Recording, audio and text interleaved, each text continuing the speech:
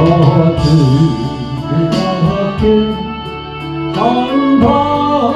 한밤중에 양들의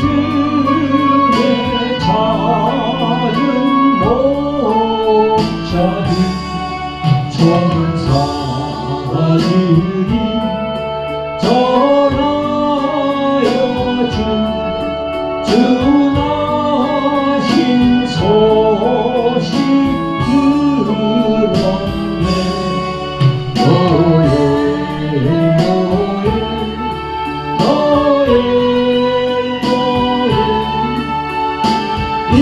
이스라엘 왕이 나셨네.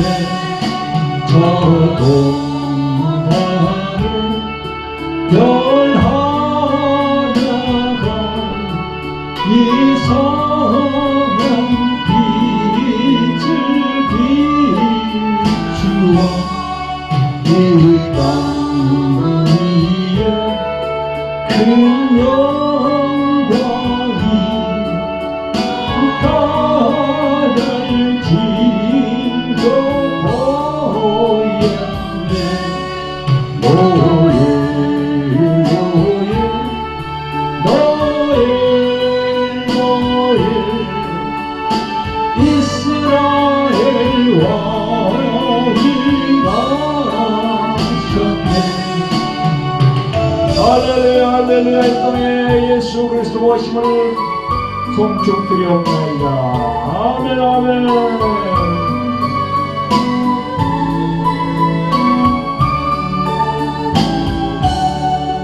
그 한 별이 베들레헴 향하여 바라오더니 하나님께서 누구신지 그리에 오자 멈췄네. 노예 노예 노예 노예 이스라엘 왕이 나셨네. 동방바사 세 사람이 제아비 보고 전하고 그 목에 다 열어서 세 가지 외물 드렸네. 노예 노예 노예 이스라엘 왕이 나셨네. 할렐루야 할렐루야 할렐루야 할렐루야. 예수 그리스도의 오심을 감사합니다. 송축드렸나이다. 할렐루야 아멘.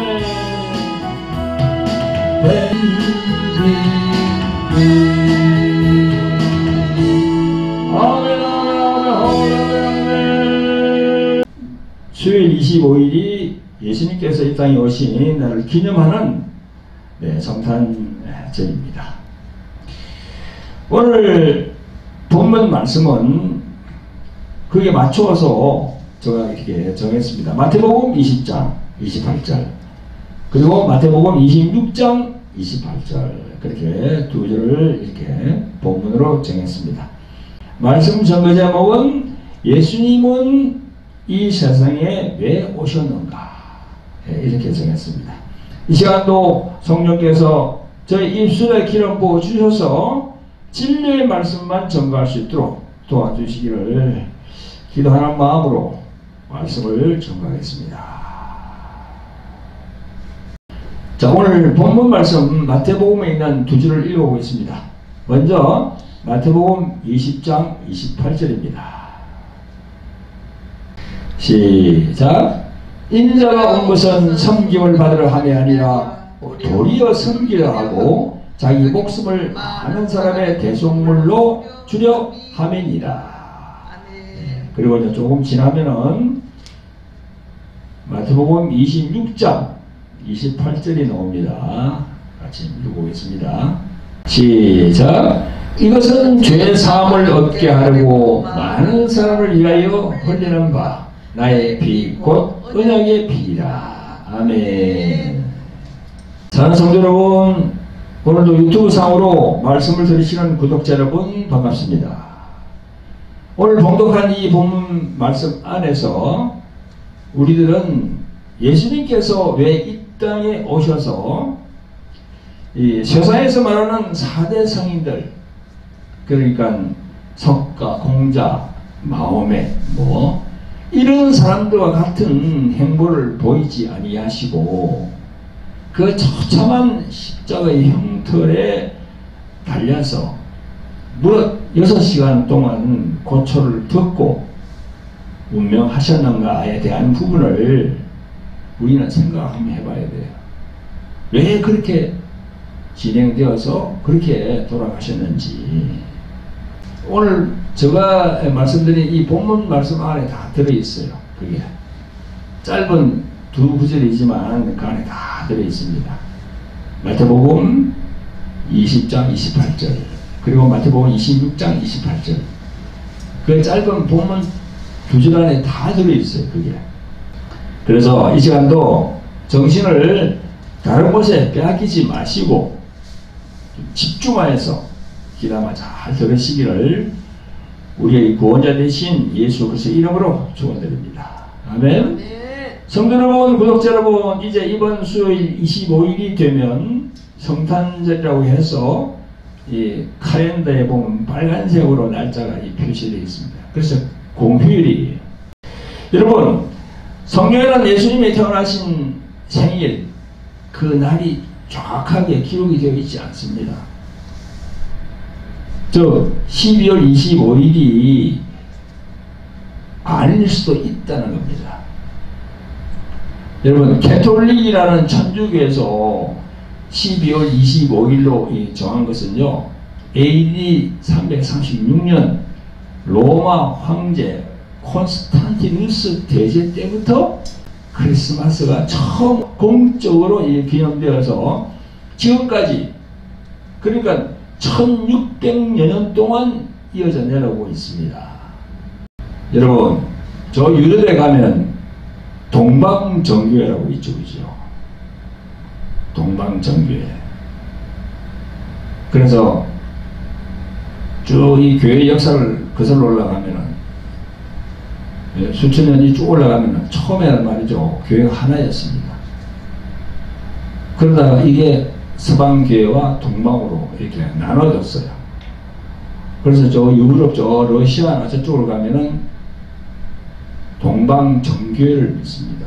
그 동방정교회에서는 지금도 1월 6일을 정해서 예수님이 탄생했다고 그렇게 기념하고 있어요. 가톨릭하고 약간 다르죠. 여러분, 그런데 성경상에서 이 날짜를 대략 유추해 볼 수 있는 그런 게 성경상에 보면 옵니다. 그래서 어떤 신학자들은 10월 중순 아니면 11월 초 이렇게 예수님이 오신 걸 이렇게 이제 유추해 봅니다. 성경에 있는 기사는요, 누가복음 2장 8절 9절에 보면 이런 말씀이 나와 있어요. 제가 읽어보겠습니다. 그 지경의 목자들이 밖에서 밤에 자기 양떼를 지키더니 주의 사자가 곁에 서고 주의 영광이 저희를 두루 비추며 크게 무서워하는지라, 이렇게 되어 있어요. 여러분, 이스라엘에 있는 그 베들레헴의 경우에 예나 지금이나 12월 말 혹은 1월 초에는요, 양떼를 밖에 두는 경우가 없답니다. 너무 추우니까. 이 성경 말씀을 보면은 그 예수님이 태어난 날짜가 10월 중순 아니면 그때부터 시작해서 11월 초순일 거로 이렇게 신학자들은 지적합니다. 성도 여러분, 예수님이 어떤 날에 태어났다는 게 그게 그렇게 중요할까요? 그렇게 중요하지 않습니다. 예수님이 이 땅에 오신 것, 그게 정말 중요하죠. 여러분, 우리가 성경을 쭉 읽어보면요, 2000년 전에 초기 기독교에서도 구약에서 말하는 규례와 절기, 월삭, 안식일 준수에 대해서 갑론을박이 많았음을 성경은 말씀합니다. 그래서 이 골로새서 2장 16절 17절에 보면요, 사도 바울이 이렇게 증가합니다. 그러므로 먹고 마시는 것과 절기나 월삭이나 안식일을 인하여 누구든지 너희를 편론하지 못하게 하라. 이것들은 장래의 일의 그림자이나 몸은 그리스도의 것이니라. 하도 그때 20년 전에 하도 날짜에 대해서 날에 대해서 엄청 시끄러우니까 사도 바울이 이렇게 탁 성경에 기록을 해놓은 겁니다. 근데 제일 마지막에 사도 바울이 증거한 말씀이 뭡니까? 이것들은 장래의 일의 그림자이나 몸은 그리스도의 것이니라. 여기 보니까 그림자와 그리스도의 몸이 나옵니다. 여러분, 그림자보다는 실체인 그리스도를 중시하고 그리스도 그분이 얼마나 중요한가를 사도 바울이 이야기를 다 하고 있는 겁니다. 너희들이 그림자에 그래 집착하지 말라. 예수님 그분이 중요하다. 그런 말씀이죠. 그런 영적 관점에서 본다면 12월 25일이 예수님이 탄생하신 날이 맞다, 아니다, 그렇게 논쟁하는 것보다는 예수 그리스도께서 이 땅에 오신 것이 얼마나 중요한 것인가를 우리는 알아야 되는 겁니다. 따라서 오늘 이 시간에는요, 오늘 말씀 제목처럼 예수님은 이 세상에 왜 오셨는가, 이 주제를 가지고 여러분들과 함께 성경에서 말씀하시는 말을 이렇게 제가 집중적으로 조명을 해볼 테니까 정신을 집중해서 귀담아 듣고 여러분들 심령에 잘 간직하시기를 우리를 구원하신 존귀하신 예수 그리스도 이름으로 축원드립니다. 아멘. 성도 여러분, 구독자 여러분, 오늘 말씀 증거 제목이 예수님은 이 세상에 왜 오셨는가 이렇게 정했는데요. 먼저 예수님은 어떤 분이신지 이 결론을 딱 정하고 제가 거기에 대한 말씀을 전하도록 하겠습니다. 여러분, 예수님은 어떤 분이십니까? 그냥 신화적인 그런 가공된 인물입니까? 아니면 역사적인 실제 인물로 여기십니까? 아니면 사대 성인 석가, 공자, 마호멧 등 성인 중 한 사람이다, 또 이렇게 생각하십니까? 또 성경 속에 나오는 등장인물 중에 그냥 한 사람이 뿐이다, 이렇게 생각하십니까? 여러분, 사람마다 다 생각은 다르지요, 그죠? 사람마다 제각기 예수님에 대해서 평가를 내리겠지요. 저도 지금으로부터 30년 전까지도 세상 사람들이 생각하는 그런 식으로 생각했어요. 사대 성인 중에 한 사람으로 그렇게 생각했습니다. 성도 여러분, 기독교를 통해 교회에 나와서 신앙생활을 하기 시작하여 삼위일체 하나님 교리 공부를 이제 하게 되는, 이 기독교를 통해서 이 교회에 딱 나와서 신앙생활을 하게 되면 성경 공부를 합니다. 근데 성경 공부 그 내용 안에 삼위일체 하나님의 교리가 딱 들어있어요. 그래서 성부 하나님, 성자 하나님, 성령 하나님, 즉 성부, 성자, 성령 하나님에 대해서 배우게 됩니다. 이는 하나님 아버지, 또 아들 예수, 그리고 성령, 이 부분에서 성자 하나님은 바로 예수님을 말씀하시는 거거든요. 아니, 예수님이 하나님이 되신다고? 아니, 인간의 몸을 입고 오신 그 예수님이 하나님이 되신다고? 교회에 나오는 그런 신자마저도 뚱뚱하면서 의문을 제기합니다. 그냥 아들로 생각하는 거야.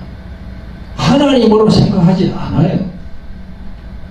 교회에 나오는 많은 신자들이. 그래서 마음에 의문을 품게 되죠. 삼위일체 하나님, 성부, 성자, 성령 하나님, 그 교리를 배우면서도 예수님이 하나님이라고 하면은 그게 딱 믿음을 부여하지 않아요. 그런 수준으로 생각하는 사람은 그게 바로 종교인입니다. 아직도 이 기독교에 대해서 모르는 거예요. 성도 여러분, 구독자 여러분, 세상 속에서 살고 있었던 사람들이 교회에 출석한다고 해서 성경에서 말씀하시는 그 진리를 바로 알게 된다는 것은 불가능합니다. 교회에 나오자마자 그 진리를 바로 알게 될 수가 없어요. 왜 그런지 제가 말씀을 드려볼게요. 성경은 이렇게 말씀합니다. 에베소서 2장 1절부터 5절까지 너희의 허물과 죄로 죽었던 너희를 살리셨도다.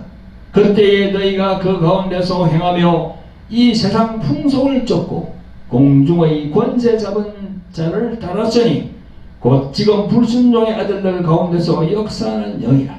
전에도 우리도 다 그 가운데서 우리 육체의 욕심을 따라 지내며 육체와 마음의 원하는 것을 하여 다른 이들과 같이 본질상 진노의 자녀였더니 긍휼에 풍성하신 하나님이 우리를 사랑하신 그 큰 사랑을 인하여 허물로 죽은 우리를 그리스도와 함께 살리셨고 너희가 은혜로 구원을 얻은 것이라. 아멘. 이렇게 다 되어 있어요. 이게 무슨 말인가 하면은 교회에 나오기 전에, 저를 포함해서 말이죠, 교회에 나오기 전에 그 세상에 있을 때는 세상 풍속을 쫓는다는 거예요. 그리고 공중의 권세 잡은 자, 마귀를 따른다는 겁니다. 그래서 교회에 나오기 전에는 그게 본질상 진노의 자녀다. 본질상 예수님을 모르니까 진노의 자녀가 될 수밖에 없어요. 근데 예수님을 모르는 상태에서 그렇게 세상에서 살아가다 보면은 천국하고 거리가 멀거든요. 그 천국하고 거리가 멀면 어떻게 됩니까? 이 세상을 하직하면 어디로 가겠어요? 결론이 딱 나와 있잖아요. 제가 말씀드리지 않아도, 저가 지옥이라고 얘기하지 않아도 결론은 딱 나와 있어요, 성경에.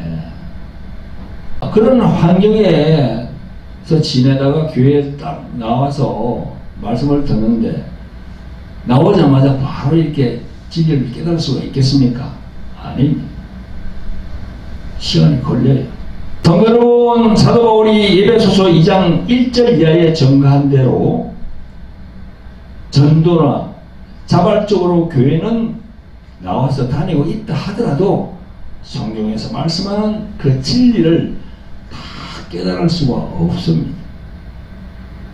그래서 교회에서는 성경 공부나 제자 훈련을 통해서 세상 풍속 등으로 인한 세상의 지식과 인본적인 사상을 깨트리는 작업을 해야 되는 거예요. 여러분, 교회에서 성경 공부 또 뭐 제자 훈련하는 게 그거 뭐 때문에 하는 겁니까? 세상에서 생각하는 그 인본적인 생각, 그걸 깨트리는 작업이에요. 그게 특히 동양은 참 심해요. 중국, 일본, 한국 이건 말이죠, 그죠? 이 동양은 서양하고 달라서 서양은 창조론이 바탕이 딱 되어 있어요. 어린아이들부터 이렇게 학교 교육이 그렇게 되어 있습니다. 근데 이 동양은 어떻게 되어 있습니까? 다인의 진화론, 완전히 창조론하고 반대인 그 진화론을 바탕으로 해가지고 다 교육을 시키거든요. 물론 이제 미션 스쿨 같은 데서는 이제 창조론을 가르치고 있습니다만 그 얼마나 되겠습니까? 학교가 이렇게 되지 않습니다. 지금 한국에도. 그래서 이 교회에 나오면은 성경 공부, 또 제자 훈련, 또 말씀을 가르치고 뭐 여러 가지 말씀을 읽고 이렇게 하는 게 그걸 깨뜨리기 위해서 그렇게 하는 겁니다. 그런데 이제 성령의 감동 감화로 그 하나님의 경륜의 비밀을 바로 알고 또 하나님께 순복하고 그 길을 따르는 사람이 있는가 하면 교회를 나왔으나 자기를 내려놓지 않아. 자기가 이 사회에서 세상에서 배운 거 그런 인본적인 지식이 있잖아요. 그걸 절대 내려놓지 않아. 그 자기가 내려놓지 않으니까 어떻게 됩니까? 항상 성경 말씀하고 충돌이 되는 거예요. 충돌이. 그래서 믿음이 생기지 않는 거예요. 그걸 성경에서 뭐랍니까? 그런 사람들을 뭐라고 그러죠? 성경에서 죽정이라고 부르는 거예요. 죽정이. 죽정이하고 반대는 뭡니까? 알곡이지, 알곡. 그래서 성경은 항상 그런 얘기예요. 죽정이와 알곡. 자기의 생각을 내려놓지 않는 거야. 계속 자기 주장을, 자기가 이 세상에서 배운 거, 학교에서 배운 거, 그런 걸 주장하는 거예요. 그리고 항상 부딪히는 거죠. 근데 믿음이 들어갈 수가 없어. 그래서 예수님이 마태복음 13장에서 알곡과 쭉정이를 얘기하잖아요. 그러면서 가라지도 얘기합니다. 가라지. 그래서 제자들이 그 가라지를 뽑을 거야 하니까 놔두라고. 그 가라지를 뽑다가는 그 옆에 있는 알곡도 다시 없애버린다고. 놔두라고. 그러니까 교회 나와서 이렇게 생활을 하면서 제대로 이렇게 다 그냥 말씀에 순종해서 자기 자신을 보고 내가 죄인이구나 하면서 엎드려서 순종하는 사람이 있는가 하면 여전히 자기를 내려놓지 않고 세상에서 배운 그 인본적인 생각, 많이 배운 사람들이 그래요. 많이 배운 사람들, 대학교 뭐 대학원 무슨 박사니 뭐 그런 걸 주렁주렁 달고 있는 사람들이 더 그렇습니다. 어떤 면에서는 일자 무식, 초등학교 나오지 않은 사람들이 더 빨리 딱 깨치는 거예요. 그 참 이상하죠.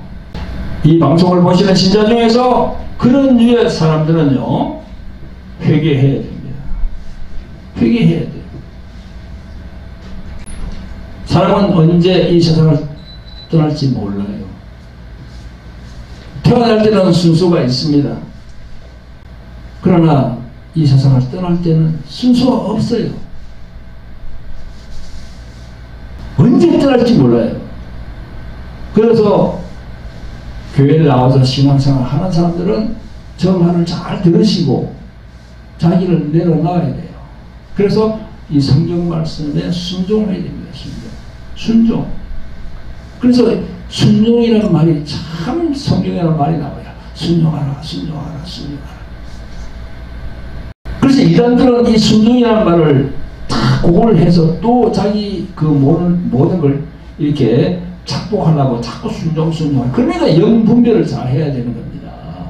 여러분, 이 시간 이 방송을 보시는 분들, 제가 전하는 이 말씀을 경히 여기지 마시고 자기를 진단해 보시기를 예수 그리스도로 축원드립니다. 아멘. 성도 여러분, 구독자 여러분, 삼일체 하나님 중에 성자 하나님, 즉 예수 그리스도는 육신을 입고 오신 하나님의 본체예요. 하나님의 본체. 하나님이 육신을 입고 오셨다는 거지요. 그래서 요한복음을 보면 말씀이 육신이 되어 우리 가운데 거하시네. 그래서 요한복음을 많이 읽어보셔야 돼요. 요한복음 1장 14절에 보면 말씀이 육신이 되어 우리 가운데 거하시네. 우리가 그 영광을 보니 아버지의 독생자의 영광이요 은혜와 진리가 충만하더라. 말씀이 육신돼요. 그 말씀이 바로 로고스 아닙니까? 태초에 말씀이 계시니라. 태초에 그리스도가 계시니라. 우주가 생기기 전에 말씀 되시는 그리스도가 계셨다. 그 그리스도가 이 땅에 딱 오신 거예요. 육신을 가지고. 왜 육신을 갖고 이 땅에 오신 건지는 제가 지금부터 계속 설명을 드릴 테니까 여러분들 잘 들어보시기 바랍니다. 여러분, 히브리서 3장 1절에 보면요, 이런 말씀이 있습니다. 그러므로 함께 하늘의 부르심을 입은 거룩한 형제들아, 우리의 믿는 도리의 사도시며 대제사장이신 예수를 깊이 생각하라. 이렇게 히브리서 기자는 예수님을 깊이 생각하라라고 증거합니다. 무엇 때문에 예수님을 깊이 생각하라고 그렇게 말하는 걸까요? 그것은 이 성경의 주인공은 바로 육신을 입고 오신 예수 그리스도가 중심이 된다는 겁니다. 할렐루야. 따라서 그 예수 그리스도에 대해서 상세하게 우리는 알아와야 되고 또 그 말씀을 다 우리가 마음에 간직해야 됩니다. 여러분, 예수 그리스도는 육신을 입고 오신 하나님 자신입니다. 세상에서 말하는 사대성인, 석가, 공자, 마호멧 이런 사람들과 함께 성인의 한 사람으로 생각하고 있었던 그 선입관, 그 선입관을 버려야 돼요. 그 선입관을 계속 갖고 있으면은 성경에서 말씀하는 그 내용을 자기가 이해할 수가 없어요. 깨달을 수가 없습니다. 계속 충돌하니까, 계속 충돌. 그러나 성경 내용을 잘 읽고 또 성령의 감동과 감화가 있으면 예수님이 육신을 입고 왜 이 땅에 오셨는가를 자기가 다 깨달을 수가 있는 겁니다. 자, 그래서 제가 몇 가지만 소개하겠습니다. 우선 요한복음 1장 1절에 태초에 말씀이 계시니라. 이 말씀이 하나님과 함께 계셨으니 곧 이 말씀이 하나님이시라. 이렇게 좀 전에 개혁 성경 그렇게 나와 있어요. 또 새로 나온 개혁 개정 성경에도 이게 똑같이 그렇게 나와 있더라고. 그래서 성도들이 이 말씀을 이해하기가 참 쉽지 않아요. 어려워요, 이게. 이 말씀이. 그러나 다행히 현대인의 성경, 성서원에서 나온 성경을 보니까 그게 헬라어 원문 그대로 번역을 해놨어요. 제가 읽어보겠습니다. 우주가 생기기 전에 말씀 대신 그리스도가 계셨느니라. 그 그리스도는 하나님과 함께 계셨고 그 그리스도는 곧 하나님이시라. 할렐루야. 이렇게 나와 있거든요.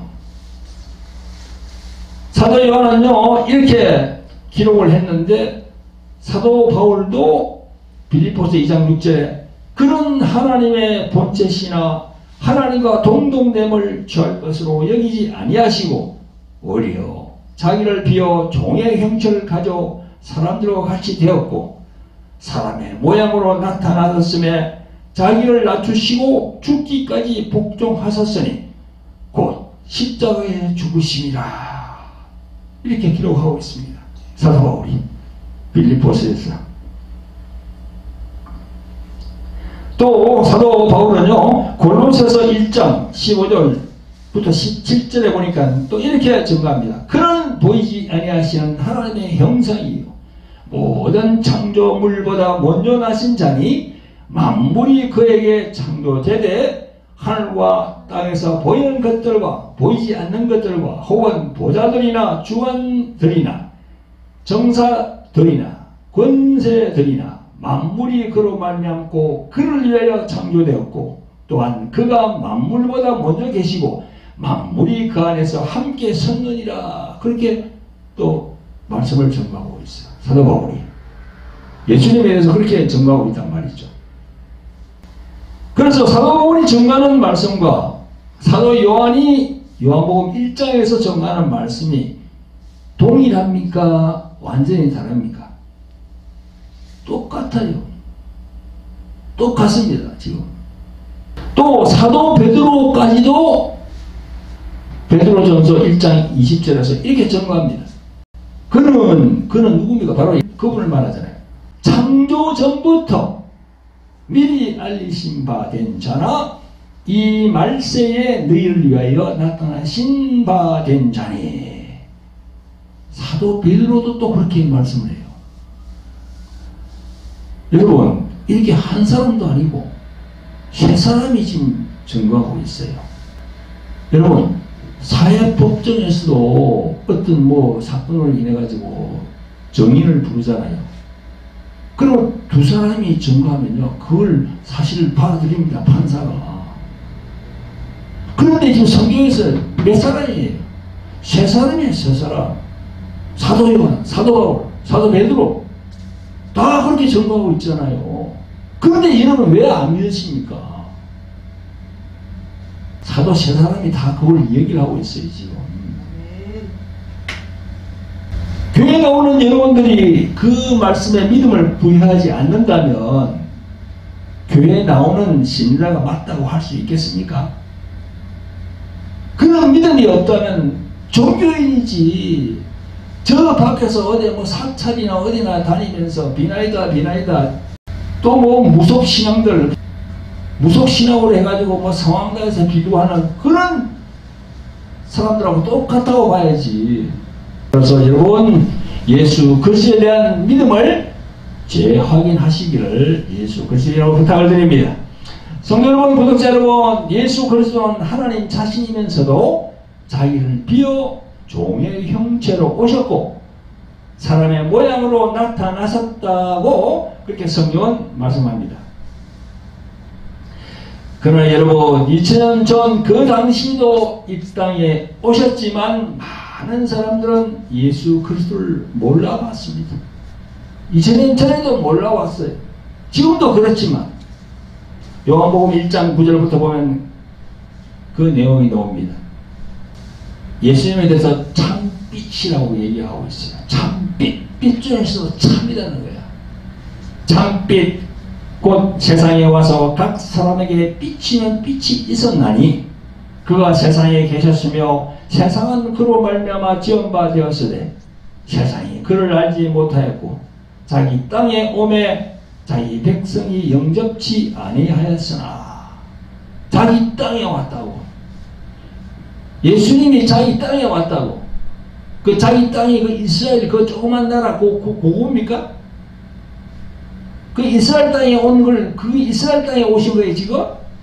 거기 오셨지만은 지구 전체에 해당한 거예요. 할렐루야. 네. 성도 여러분, 구독자 여러분, 지금 우리가 살고 있는 세상의 풍조를 보십시오.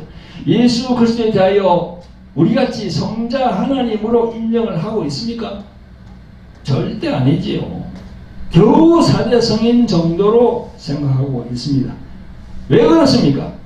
성경은 원수가 그렇게 하고 있다고 증거합니다. 원수가 있다는 거예요. 원수. 예수님은 마태복음 13장 씨 뿌리는 비유에서 길 위에 떨어지는 씨, 즉 말씀은 그 길 위에 떨어지는 그 씨를 누가 집어먹는다고 그랬어요? 새가 집어먹는다고 그랬다. 길 위에 씨가 떨어지는데 새가 와서 다 집어먹어버려요. 그 비유로 말씀하시는 거거든요. 그 새가 뭐죠? 사단 마귀랍니까? 우리가 전도하고 선교하면서 가가지고 예수님을 믿어야 됩니다. 예수님을 믿어야 구원받습니다. 구원받아야 천국을 갈 수 있습니다. 계속 그렇게 말을 하잖아요. 근데 말을 하는데 그 사람들이 귀에 들리는 거야, 이게. 한국도 그렇고 지금 외국도 그렇고 마찬가지입니다. 그럼 귀에 들리는 걸 누가 싹 집어갑니까? 마귀가 착 채가는 거야. 아이, 무슨 소리해. 아이, 당신이 예수 믿어. 나는 막 이래 살다가 나는 죽을 거야. 탁 채가는 거야. 채가는 걸 바로 예수님이 새라고 표현한 겁니다. 새. 그 사람 심령에 말씀이 막 씨가 떨어지는데 그 씨를 새가 탁 이거 먹어버리는 거예요. 알아듣겠어요, 여러분? 네. 왜 마귀가 이렇게 채갑니까? 인간의 생각을 딱 잡고 있거든.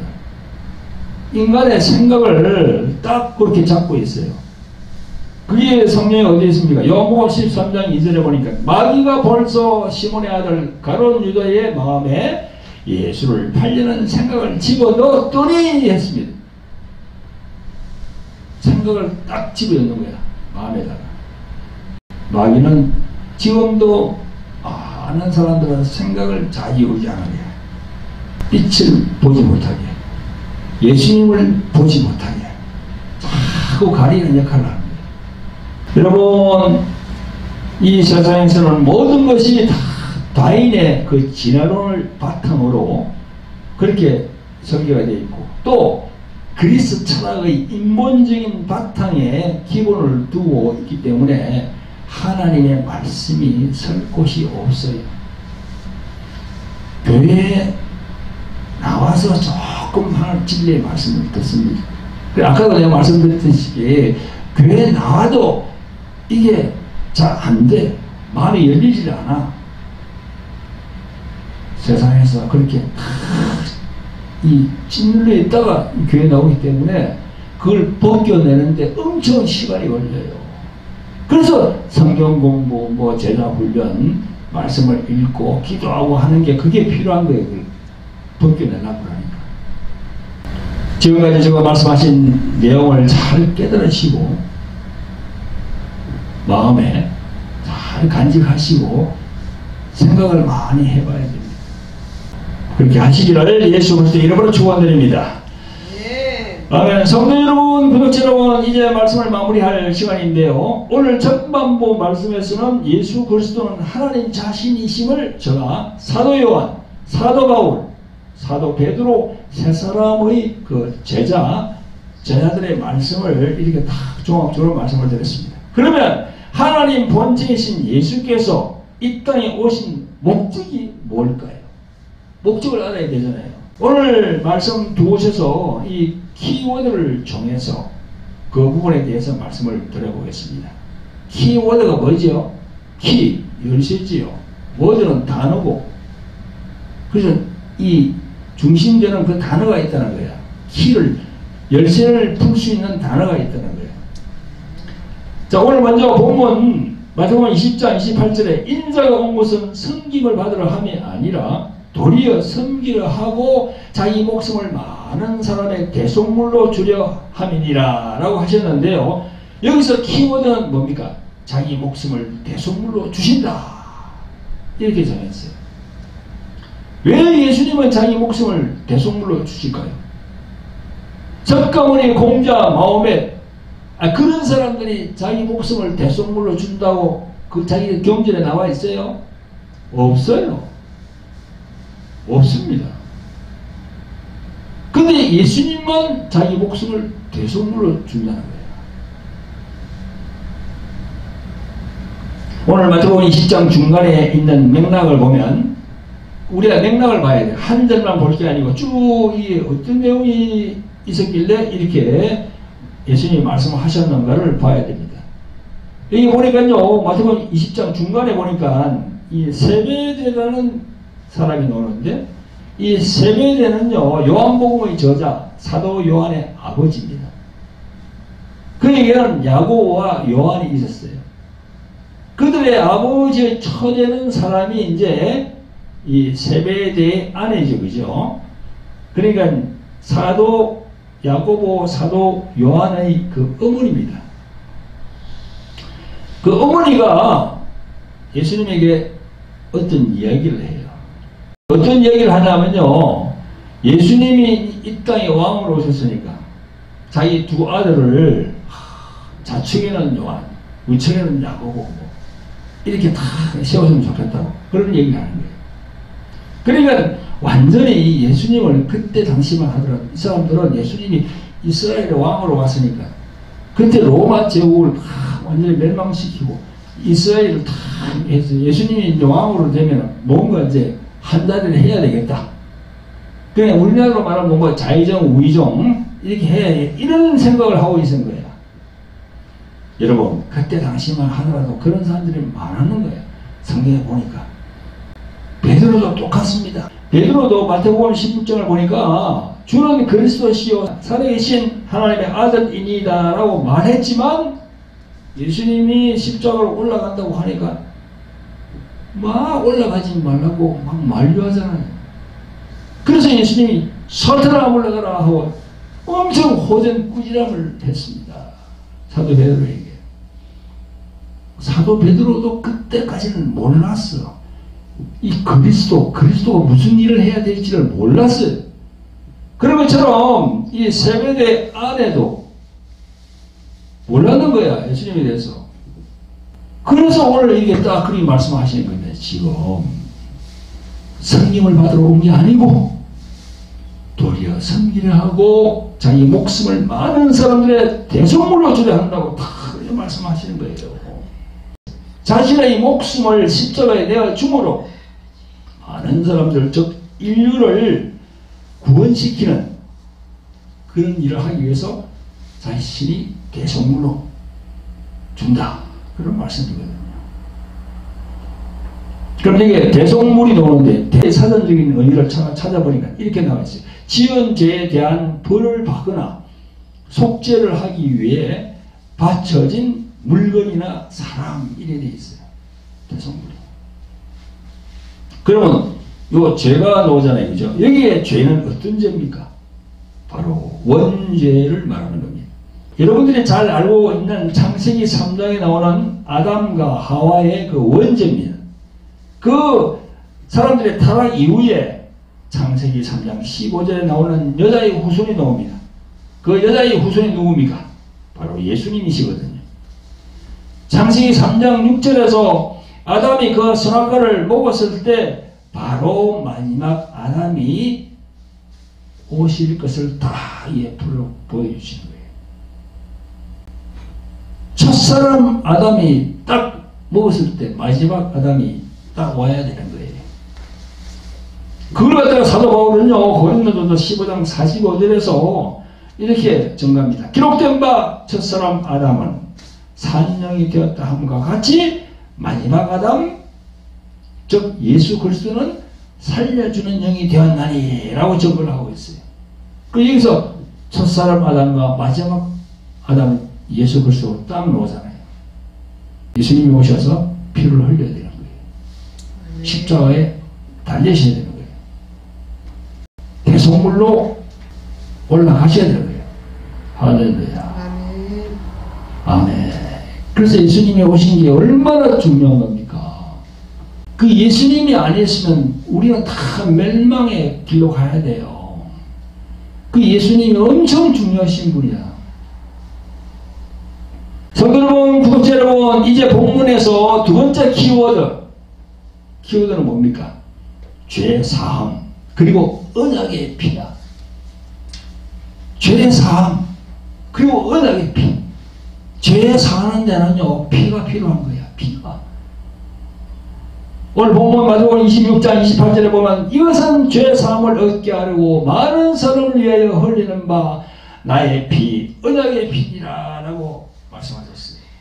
아까도 제가 마태복음 20장을 내가 설명을 드렸는데 마태복음 26장의 맥락을 보게 되면요, 예수님이 유월절을 맞이하여서 마지막 만찬을 하시면서 잔을 가지시고 살해하시고 라는 구절이 있어요.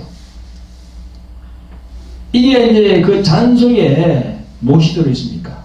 붉은 포도주가 들어있어요. 이 포도주는 예수께서 십자가에 올라가셔서 흘리실 피를 예표하는 겁니다. 아멘? 아멘.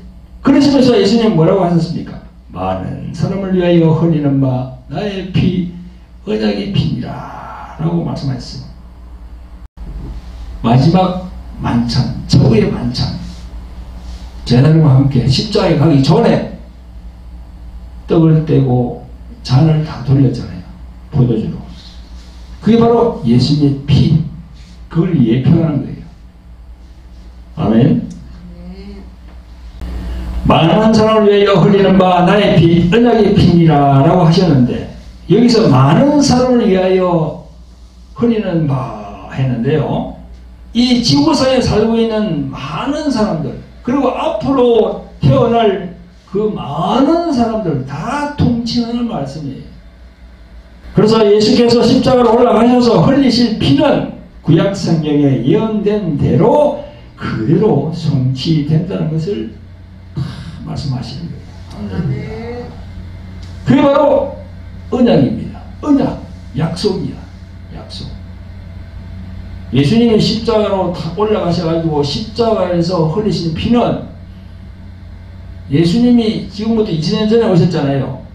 근데 그 위로 올라가면은 1000년, 1500년, 2000년 전 올라가면 그게 성경에 다 언약이 되어 있는 거예요. 그래서 앞에서 말씀드린 대로 창세기 3장 15절에 여자의 후손이 이 세상에 오셔서 피를 흘려야 된다는 겁니다. 할렐루야. 마가복음 8장 31절에서도 나옵니다. 인자가 많은 고난을 받고 장로들과 대제사장들과 서기관들에게 버림받아 죽임을 당하고 사흘 만에 살아나야 할 것을 비로소 저에게 가르치시되 이렇게 나와 있어요. 성도 여러분, 구독자 여러분, 여기에 언약의 피, 많은 사람을 위하여 흘리는 바 나의 피라고 예수님은 말씀하셨습니다. 죄를 사하는데, 즉 죄를 용서함 받는데 왜 예수님의 피가 필요할까요? 왜 예수님의 피가 필요하죠? 우리가 읽는 성경에 피라는 단어가 무려 418번이 나옵니다. 엄청 많이 나와요. 그런데 구원은 오직 예수님 피에 의해서만 이루어지게 됩니다. 다른 사람으로서는 될 수가 없어요.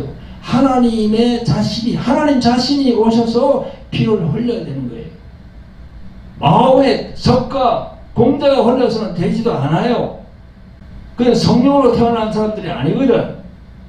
그냥 남자와 여자가 만나서 그냥 육적으로 태어난 사람들이. 예수님은 성령으로 태어났기 때문에 예수님이 십자가에서 피를 흘리셔야 되는 거예요. 네. 여러분, 하나님께서 성경을 통해서 우리들에게 가르치시는 기본 진리는 곧 피는 생명이라는 겁니다. 피는 생명이다. 여러분, 저나 여러분들 지금 방송을 보시는 여러분들이 여러분 몸 안에 피가 있죠. 피가 좀 돌고 있잖아요, 지금.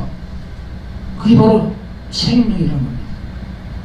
피를 다 쏟아버리면 생명이 죽어요. 이건 우리 육신의 피예요. 그런데 그게 육신의 피와 영적인 피와 그게 다 연결이 되어 있는 겁니다, 지금. 성경을 보면. 여러분, 로마서 6장 23절에 보면 이런 말씀이 있습니다. 죄 싹슨 사마이요. 이게 무슨 말씀인가 하면 이는 죄가 있는 사람은 죽어야 된다는 겁니다. 죄가 있는 사람은 죽어야 된다. 사망해야 된다는 말이거든요. 근데 나의 죄 때문에 내가 죽어버리면 나는 구원받을 수 있는 기회가 없어요. 내가 죽어버리면 내가 구원을 못 받죠. 그래서 하나님이신 성자 예수님께서 친히 오실 수밖에 없는 거예요. 대신 죽으셔야 되니까. 대속물로 가셔야 되니까. 아멘? 네. 이게 히브리서 9장에 보면 잘 나와 있어요. 구약 성경의 이 제물에 관한 말씀이 나오는데 12절에 보니까 염소와 황소의 피로 아니하고 오직 자기 피로 영원한 속죄를 이루사 단번에 성소에 들어가셨느니라. 할렐루야. 염소, 황소 그 피가 피로 되는 게 아니고 자기 피로 예수님 피로. 또한 구약성경 레위기 17장 11절에 보면 이런 말씀이 있습니다. 육체의 생명은 피에 있음이라 내가 이 피를 너희에게 주어 단에 뿌려 너희의 생명을 위하여 속하게 하였나니 생명이 피에 있으므로 피가 죄를 속하느니라. 할렐루야. 다 해야 돼 있잖아요. 구약에 피가 죄를 속한다고. 짐승의 피로, 구약이란 짐승의 피로 다 예표를 보여줬어요. 짐승의 피를 내서 다 성전에 뿌리고 그랬거든. 그게 뭐냐면 앞으로 하나님이 사람으로 오셔가지고 피를 흘리신다는 거예요. 아멘. 여러분, 이번 2024년 12월 성탄절 맞아요. 예수님은 이 세상에 왜 오셨는가? 라는 제목으로 대속물로 오신 예수님, 그리고 죄사함, 죄사함이라는 것은 죄용서함입니다. 사자가 한국어로 되어 있는 거예요.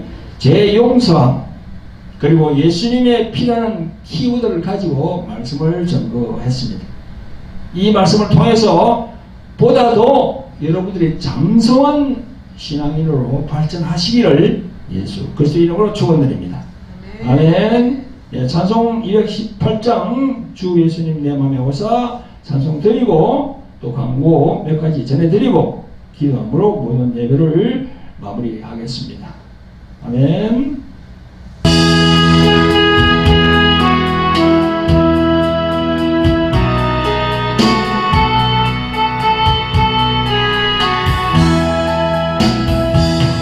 주 예수님 내 맘에 오사 발붙들어 주시고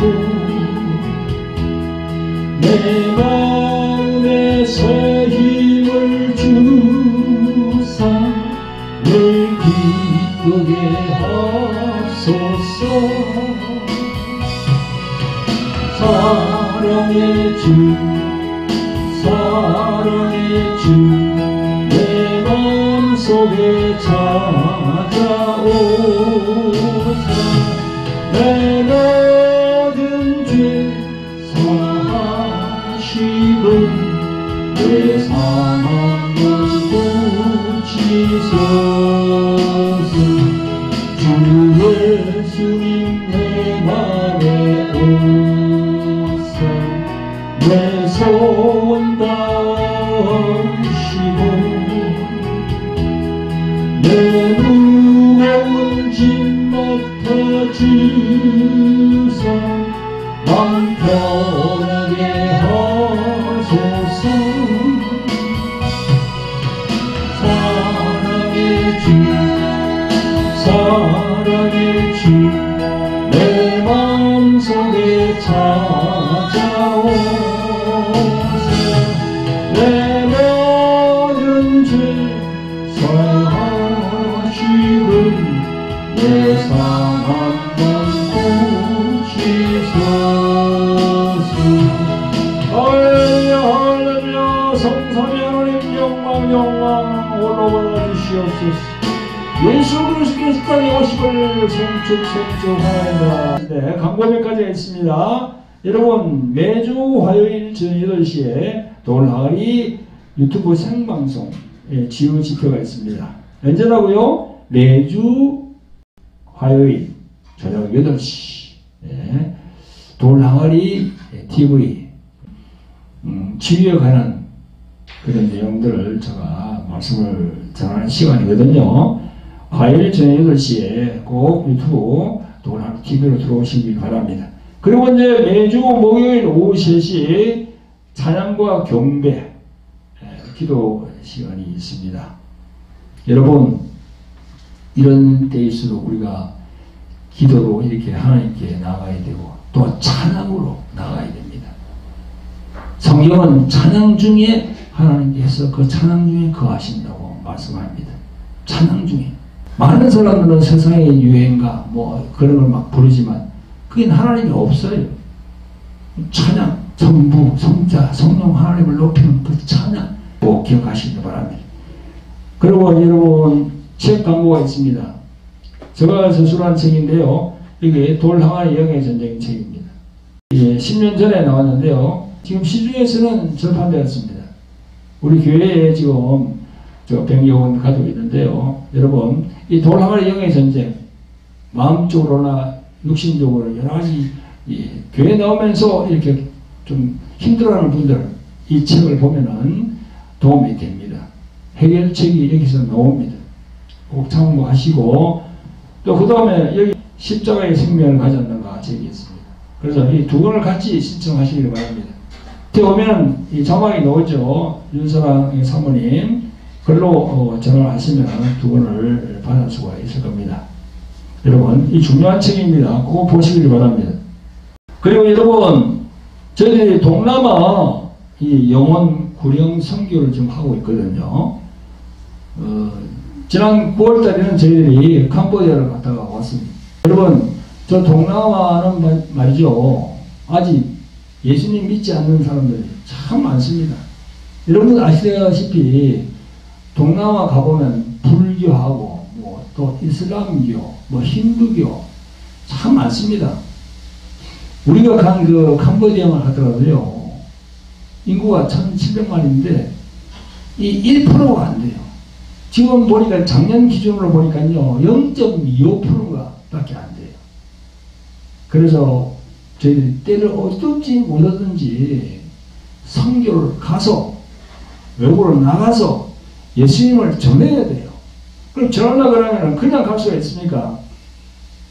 비행기표도 끊어야지, 가서 또 숙박해야지, 또 가서 그네들에게 뭔가 주면서 선물을 주면서 뭐 이렇게 또 예수님을 믿으라고 해야죠. 그래서 이런 걸 다 생각할 때 선교의 물질이 필요합니다. 그래서 여러분들 물질로 꼭 이렇게 지원해 주시면 감사를 드리겠습니다. 아멘. 할렐루야. 여러분 감사합니다.